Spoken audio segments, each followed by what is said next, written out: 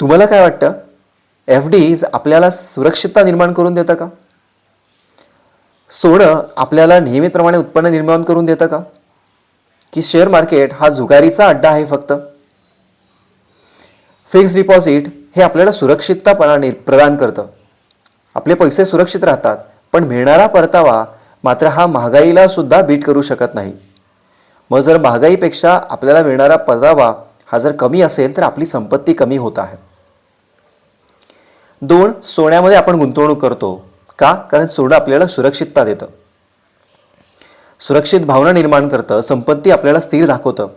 पण हाच पर्याय आपला उत्पन्नाचा जो काही सोर्स आहे किंवा आपले उत्पन्न वाढवत आहे का? आपली संपत्ती वाढवण्यात मदत होती का? 3. शेअर मार्केट हा जुगारीचा अड्डा आपण म्हणतो, पण याच माध्यमातून व्यवस्थितरित्या शेअर मार्केटमध्ये SIPच्या माध्यमातून किंवा म्युच्युअल फंडचा पर्यायाचा उपयोग करून आपण उत्तमोत्तम रिटर्न जनरेट करू शकतो. हा पर्यायही आपल्याला विचारात घ्यावा लागेल. 4. Real estates.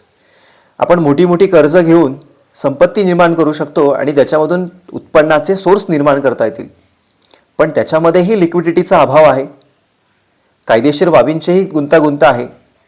मग मात्र आपल्याला विचार करावा लागतो की आपण गुंतवायचे पैसे कुठे. तर त्यासाठी सोपं उत्तर की आपल्याला आपल्या ध्येयांना प्राप्त करून देणारा उत्पन्नाचा किंवा उत्पन्न वाढवण्याचा, संपत्ती वाढवण्याचा असा कोणता गुंतवणुकीचा पर्याय आपल्यासाठी योग्य आहे तो आपल्याला शोधायचा आहे.